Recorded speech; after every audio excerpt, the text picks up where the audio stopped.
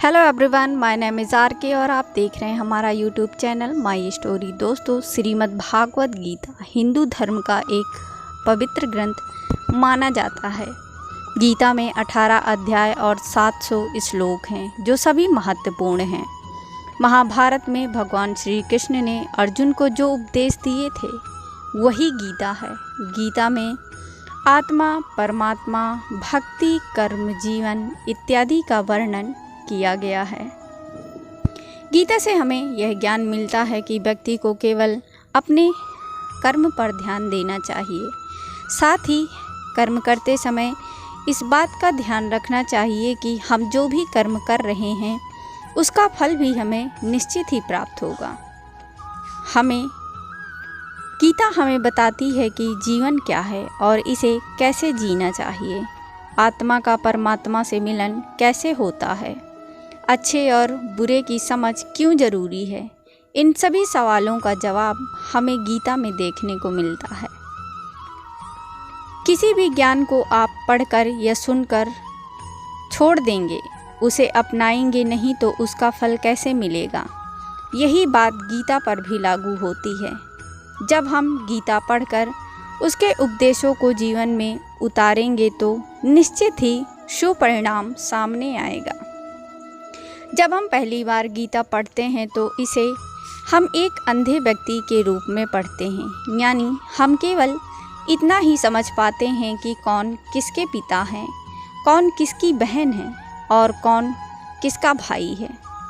पहली बार गीता पढ़ने पर इससे ज़्यादा कुछ समझ में नहीं आता। जब हम दूसरी बार गीता पढ़ते हैं तो मन में कुछ सवाल जागृत होंगे कि ऐसा क्यों किया गया या वैसा क्यों हुआ।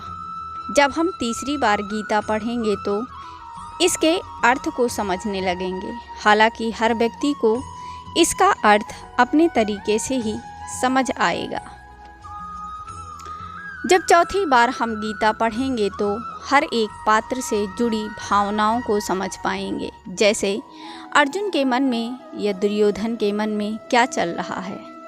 पांचवी बार गीता को पढ़ने से पूरा कुरुक्षेत्र हमारे मन में खड़ा हो जाएगा और हमारे मन में अलग अलग कल्पनाएं जागृत होंगी। छठी बार गीता को पढ़ने से हम भगवान को अपने सामने अनुभव करने लगते हैं और हमें ऐसा लगता है कि भगवान हमारे सामने ये सब बता रहे हैं। आठवीं बार गीता को पढ़ने से हमें यह पूर्णतः एहसास हो जाता है कि भगवान श्री कृष्ण कहीं बाहर नहीं बल्कि हमारे भीतर ही हैं और हम उनके भीतर। श्रीमद् भागवत गीता पाठ के नियम। भगवत गीता पढ़ने के लिए सुबह का समय सबसे उत्तम माना जाता है, क्योंकि इस समय मन, मस्तिष्क और वातावरण में शांति सकारात्मक होती है। गीता का पाठ हमेशा स्नान के बाद और शांत चित्त मन से ही करना चाहिए। पाठ करते समय बीच बीच में इधर उधर की बातें नहीं करनी चाहिए और ना ही किसी कार्य के लिए बार बार उठना चाहिए। साफ सफाई वाले स्थान और ज़मीन पर आसन बिछाकर ही गीता का पाठ करना चाहिए।